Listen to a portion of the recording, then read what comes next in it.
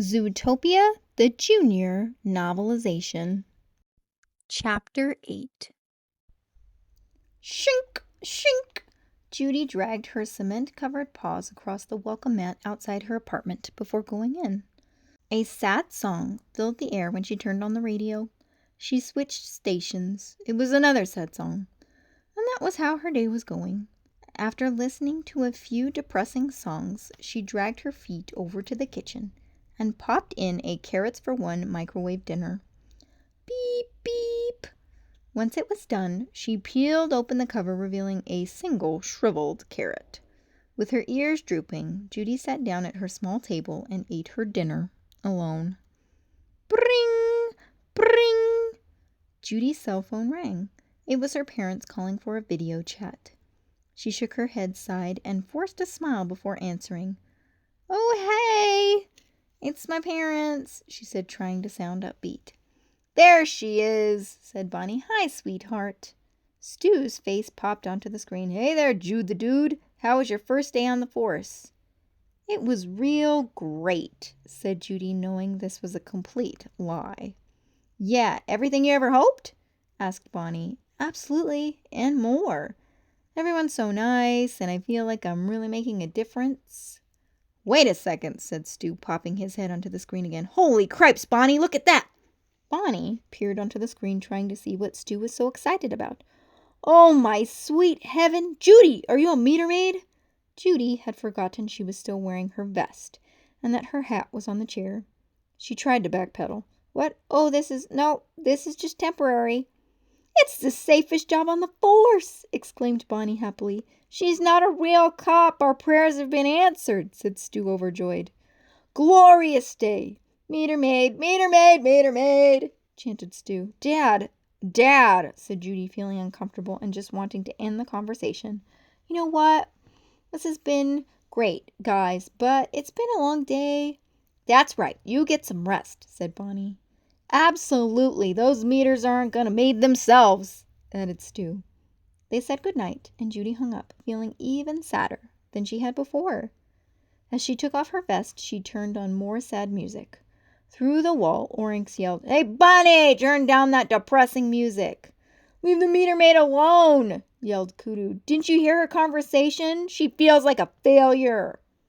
Judy turned down the music as Oryx and Kudu continued to yell and bicker. "Tomorrow's another day," she said quietly to herself. "Yeah, but it might be worse," yelled Oryx.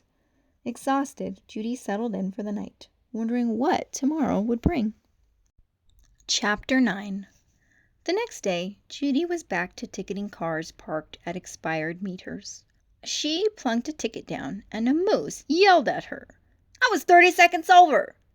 As another meter dinged, Judy scribbled the ticket and placed it on a tiny windshield.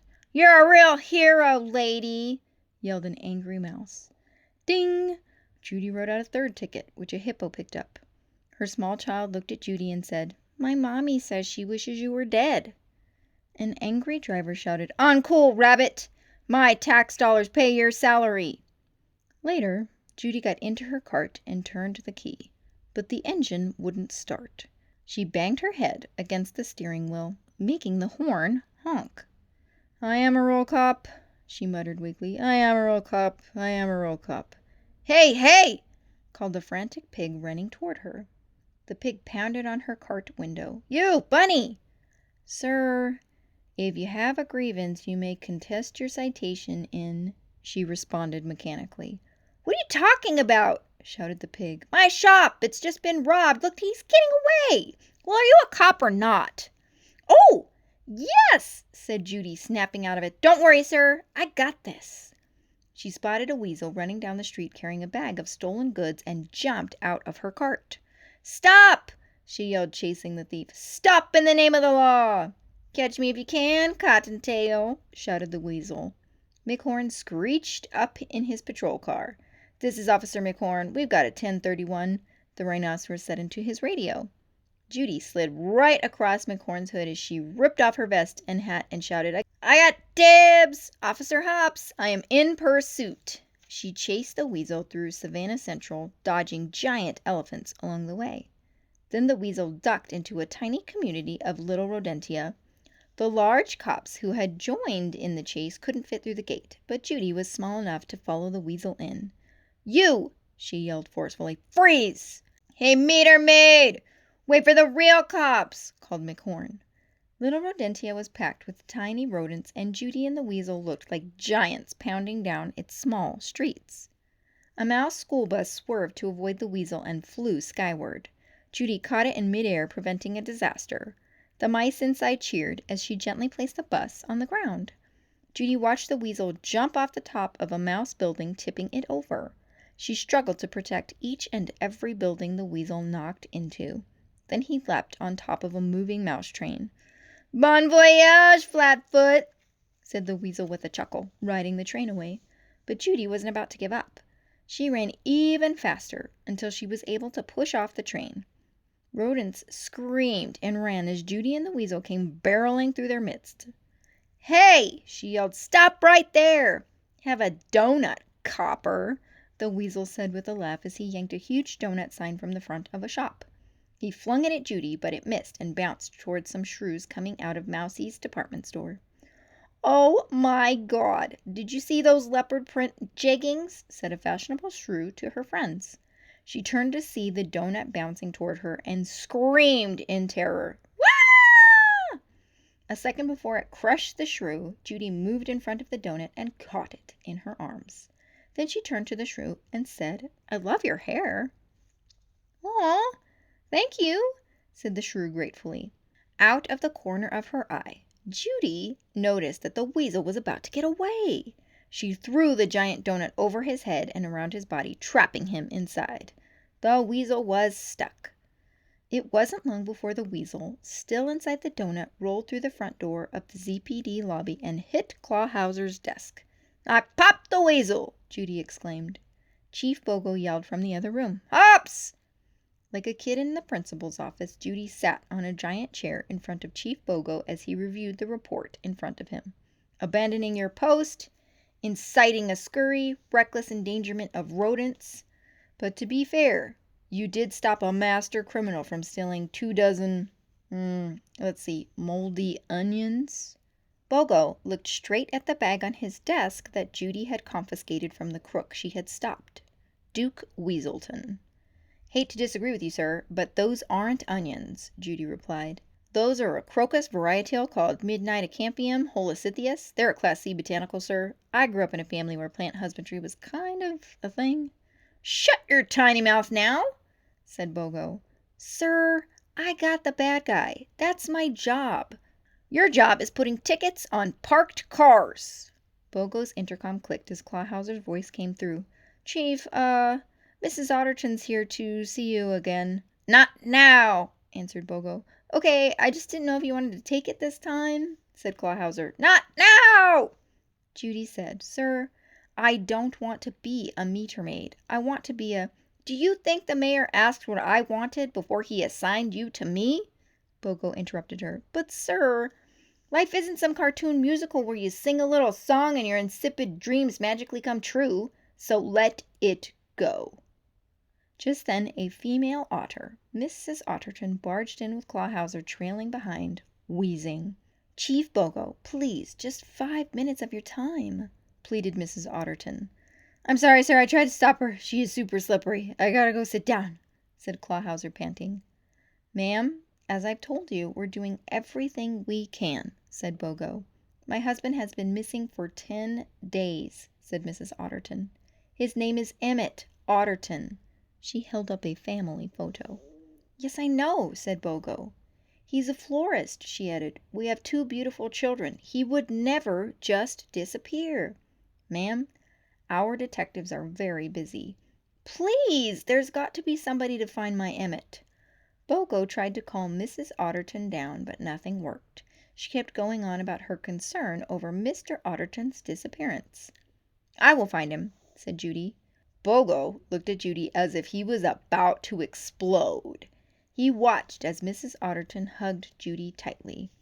Bless you, little bunny," she said. "You find my Emmett and bring him home to me and my babies, please." Bogo grunted and ushered Mrs. Otterton back outside. "Mrs. Otterton, please wait out here."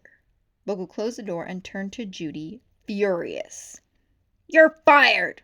"What? Why?" she asked. "Insubordination! Now I'm going to open this door, and you are going to tell that otter that you're a former meter maid with delusions of grandeur who will not be taking the case." Bogo opened the door, and there was Assistant Mayor Bellwether hugging Mrs. Otterton. "I just heard Officer Hopps is taking the case," said Bellwether happily. Bellwether pulled out her phone and began texting. "The Mammal Inclusion Initiative is really paying off. Mayor Lionheart is just going to be so jazzed." "Let's not tell the mayor just yet," said Bogo.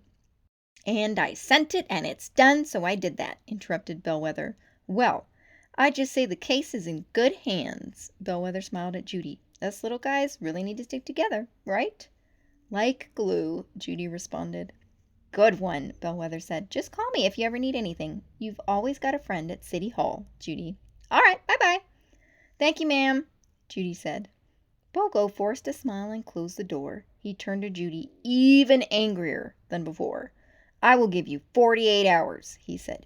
"Yes!" cried Judy. "That's 2 days to find Emmett Otterton." "Okay, but you strike out, you resign." Judy couldn't believe what he was suggesting.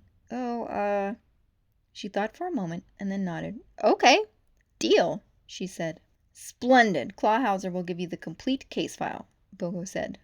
Excited, Judy rushed out to the front desk to retrieve the case file. "Here you go," sang Clawhauser, handing her the file. "One missing otter." Judy opened the folder and her jaw dropped. Inside was a single piece of paper. "That's it?" she said in disbelief. "Yikes! That is the smallest case file I've ever seen. Leads none. Witnesses none. And you're not in the computer system yet, so resources none." Clawhauser chuckled. "I hope you didn't stake your career on cracking this one," he said, smiling. Judy didn't smile back. Clawhauser took a bite of his donut and crumbs landed on the picture inside the file. "Last known sighting," she said, looking at the photo under Clawhauser's donut crumbs. The picture was from a traffic camera and showed Mr. Otterton on the street. Judy blew the crumbs off and noticed something about the picture. She squinted. Still unable to see, she looked around. "Let me borrow that." She grabbed Clawhauser's empty soda bottle. She looked through it, using the glass at the bottom to magnify the image. Now she could see Mr. Otterton holding a frozen treat. She examined it and said thoughtfully, "Popsicle." "The murder weapon," Clawhauser said, nodding. "Get your popsicle," Judy said, thinking back to the incident with Nick. "Yeah, because—" "What does that mean?" asked Clawhauser. "It means I have a lead." She headed out, leaving Clawhauser sitting at his desk, confused. Chapter 10. Judy drove around in her traffic cart until she found Nick pushing a baby stroller down the street. She smiled when she saw him. "Hi, hello, it's me again." "Hey, it's Officer Toot Toot," said Nick with a smirk. "Ha ha ho." Judy gave a fake laugh, humoring him. "No, actually, it's Officer Hopps, and I'm here to ask you some questions about a case." "What happened, meter maid?" asked Nick. "Did someone steal a traffic cone?" "It wasn't me." Nick walked on, pushing the stroller around the corner. Judy pulled in front of him. "Carrots, you're gonna wake the baby. I've got to get to work," said Nick. "This is important, sir. I think your $10 worth of popsicles can wait." Nick faced her and raised his eyebrows. "I make $200 a day, Fluff. 365 days a year since I was 12. And time is money, so hop along." "Please, just look at the picture," said Judy, holding up the picture of Mr. Otterton. "You sold Mr. Otterton that popsicle, right? Do you know him?" "Lady, I know everybody. I also know that somewhere there's a toy store missing its stuffed animals, so why don't you get back to your box?" Judy's ears drooped. "Fine," she said. "Then we'll have to do this the hard way." She slapped a parking boot onto the wheel of the stroller, locking it in place.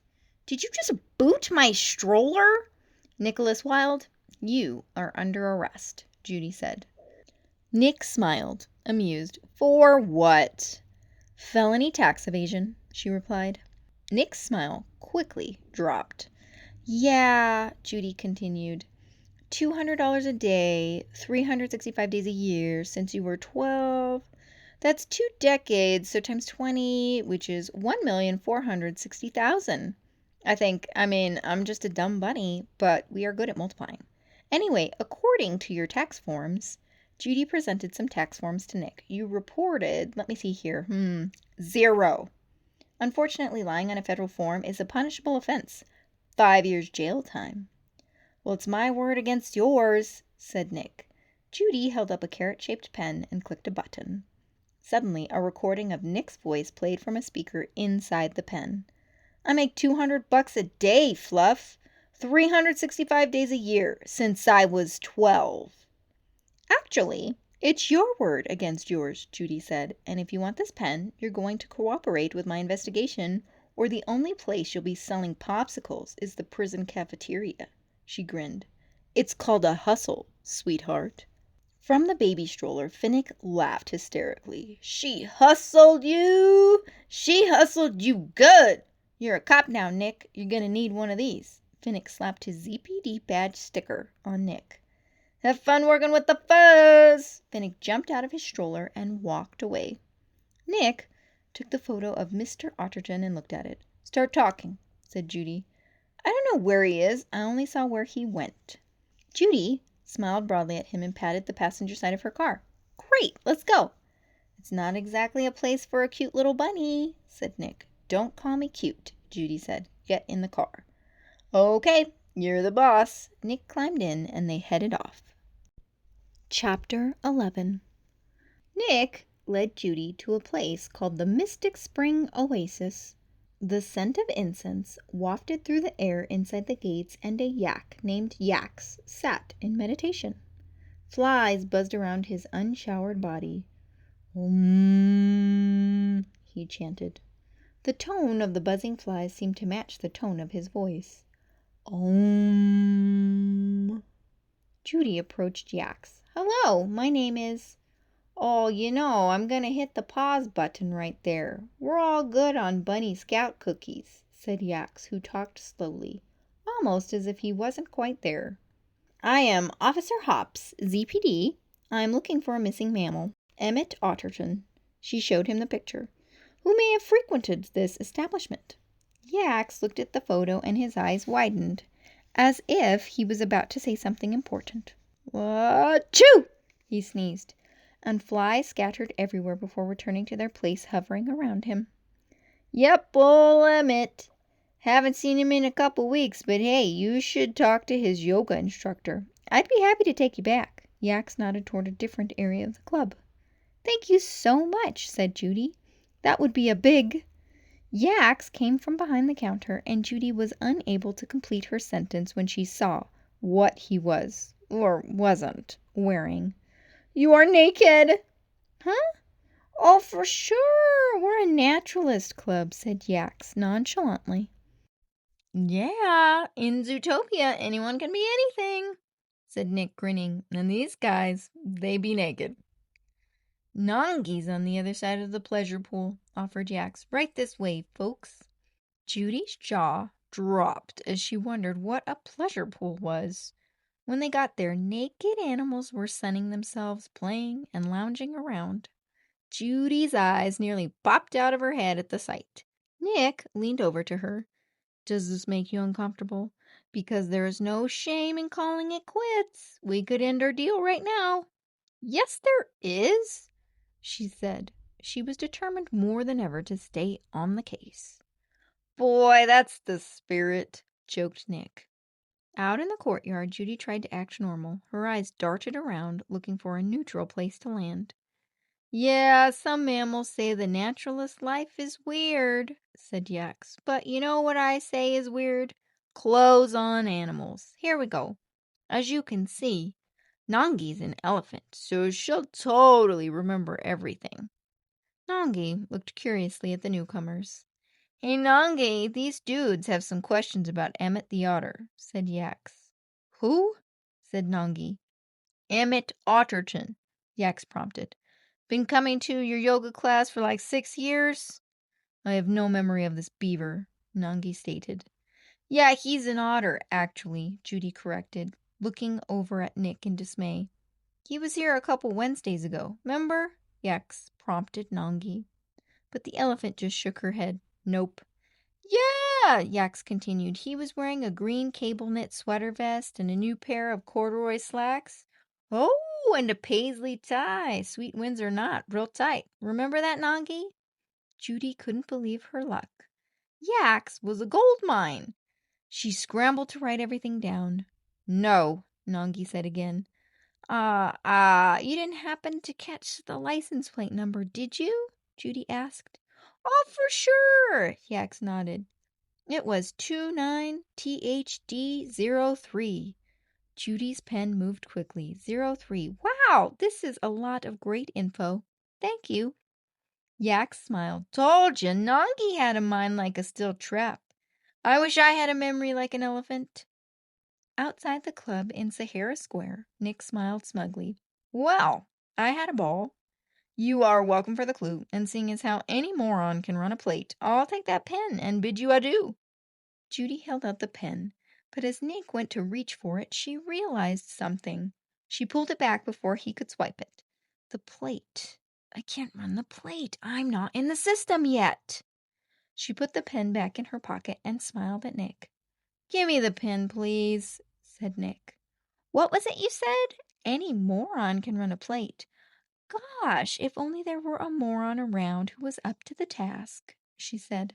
Rabbit, I did what you asked. You can't keep me on the hook forever, said Nick. No, not forever. I have. Judy paused as she checked her phone. 36 hours left to solve this case. Can you run the plate or not? Nick stared at Judy and then slowly grinned. I just remembered. I have a pal at the DMV. Chapter 12. Inside the Department of Mammal Vehicles, there was a huge line of animals waiting to be helped. They're all sloths? Judy exclaimed, noticing the employees. Nick smiled. We said this was going to be quick. What, are you saying that because he's a sloth he can't be fast? Nick said innocently. I thought in Zootopia anyone could be anything. Nick led Judy over to his friend Flash, who was sitting behind the counter at one of the windows. Flash, Flash, 100-yard dash, said Nick. Buddy, it's nice to see you. Flash looked at Nick for a long beat. Nice to see you, too, he said slowly. Flash, I'd love you to meet my friend. Darling, I seem to have forgotten your name. Officer Judy Hopps, said Judy, showing her badge. ZPD. How are you? Flash looked at her and didn't respond for a good 10 seconds. I am doing just. Judy couldn't take it. Fine, she offered, trying to move the conversation along. As well as I can be. What? Flash continued. Hang in there, said Nick, loving every second. Can I do? Well, I was hoping that you could run a plate for you. Well, I was hoping you could today, Flash asked, finally completing his sentence. Well, I was hoping you could run a plate for us. We're in a really big hurry, answered Judy. Flash waited a moment before beginning his response. Sure. What's the plate? 29, Judy began. Number? Asked Flash. Judy took a deep breath. 29THD03. Flash took another moment before repeating it. 29THD03, said Judy. T, said Flash. It took quite a while for Flash to enter the first part of the license plate number into the system. Just as he was about to punch in the last digit, Nick interrupted him. Hey, Flash, you want to hear a joke? No, Judy yelled. What do you call a 3-humped camel? I don't know. What do you call a 3-humped camel? Said Judy, quickly trying to get the joke out of the way. 3-humped camel, said Flash. Pregnant, answered Nick. Flash showed no reaction at first, but then he slowly raised his head as a smile crept across his face. Ha, ha, ha, ha. Judy's impatience grew. Haha, yes, very funny, very funny. Can we please just focus on the... Flash turned toward the sloth next to him. Hey, Priscilla. Yes, Flash, answered Priscilla just as slowly. What do you call a... A three-humped camel pregnant, shouted Judy, thoroughly frustrated. Three-humped. Judy was losing her mind. Ah! Hours after they'd entered, a dot matrix printer slowly spat out the address for the license plate number. Here you, said Flash, handing it to Judy. Yeah. Thank you, she said. Go. 29THD03, said Judy, frantically reading the printout. It's registered to Tundratown Limo Service. A limo took Otterton and the limo's in Tundratown. It's in Tundratown! Way to hustle, buddy, Nick said to Flash. I love you. I owe you. Hurry, we gotta beat the rush hour and... Judy said as she hurried through the door to get outside. It's night? She looked at the sky in awe. It was completely dark. They had been in there for hours. Judy was running out of time. Chapter 13. Judy and Nick drove to frigid Tundratown, where everything was covered in snow and ice. When they found Tundratown Limo Service, it was locked up tight. Closed, Judy said, gesturing to the lock on the gate. Great. And I will bet you don't have a warrant to get in. Darn it. It's a bummer, said Nick. You wasted the day on purpose, said Judy. Madam, I have a fake badge. I would never impede your pretend investigation. It is not a pretend investigation, Judy said, showing Nick the picture of Otterton. Look, see him? This otter is missing. Well, then they should have gotten a real cop to find him. She wasn't going to let Nick get to her. What is your problem? She asked. Does seeing me fail somehow make you feel better about your own sad, miserable life? Nick appeared to consider her question before answering. It does, 100%. Now, since you're sans warrant, I guess we're done. Judy sighed, defeated. Fine, she said. We are done. Here's your pin. She threw the pin over the fence into the lot. Hey, said Nick, staring at her puzzled. First off, you throw like a bunny. And second, you are a very sore loser. Nick started to climb over the fence. See you later, Officer Fluff. So sad this is over. Wish I could have helped more. Nick jumped down to the other side of the fence and reached for the pen. But Judy was already there, beating him to it. The thing is, Judy said, you don't need a warrant if you have probable cause. And I'm pretty sure I saw a shifty lowlife climbing the fence, so you're helping plenty. Come on, she said, heading off as she whistled a merry tune. Nick watched her, annoyed, but his face also showed a morsel of respect for her trick. In the parking lot, Nick wiped snow off the back of a bumper to show the plate. 29THD03, read Judy. This is it. The limousine was actually a refrigazine. It had a heavy refrigerator door and was cold inside. Judy pulled out an evidence bag with tweezers as she and Nick snooped around the chilly limo. Polar bear fur, she said, holding up a piece of fur trapped in her tweezers.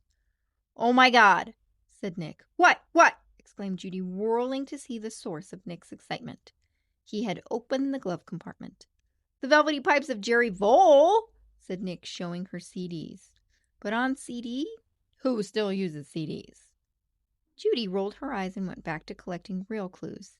Nick lowered the back partition and his eyebrows shot up. Carrots, if your otter was here, he had a very bad day. Nick and Judy stared at the back seat. It had been shredded. Violent-looking claw marks were scraped across it. Do you ever see anything like this? Asked Judy. Nick shook his head, actually concerned. No. Judy spotted a wallet on the floor and picked it up. She opened it to find Mr. Otterton's driver's license and business cards for his floral shop. "This is him! Emmett Otterton! He was definitely here. What do you think happened?" Nick shook his head, stumped. Then his eyes drifted to the cocktail glasses at the bar inside the limo. They were etched with the letter B. "Wait a minute," said Nick suspiciously. "Polar Bear for Rat Pack music? Fancy cups?" He turned to Judy. "I know whose car this is. We gotta go." "Why? Whose car is it?" she asked. Nick rushed around the limo, nervously trying to put everything back the way they found it. "The most dangerous crime boss in Tundra Town. They call him Mr. Big. And he does not like me, so we've got to go." "I'm not leaving," said Judy. "This is a crime scene." "Well, it's going to be an even bigger crime scene if Mr. Big finds me, so we are leaving right now." Nick made a break for the limo, but when he opened it, 2 big polar bears looked down at him. "Raymond! And is that Kevin?" said Nick, trying to sound excited. "Long time no see. And speaking of no see, how about you forgot you saw me? For old time's sake?" Without saying a word, the polar bears yanked Nick and Judy out of the limo. They shoved them into a car and sandwiched Nick and Judy between them. "What did you do to make Mr. Big so mad at you?" Judy asked Nick. "I, may or may not have sold him a very expensive wool rug. That was, made from the fur of a skunk's butt," Nick said quietly. "Sweet cheese and crackers," said Judy. A short time later, the car pulled through a guarded security gate into a giant residential compound that was the home of Mr. Big. Okay, friends, hopefully you really enjoyed this story. If you did, please hit the thumbs up and subscribe, and I'll see you next time.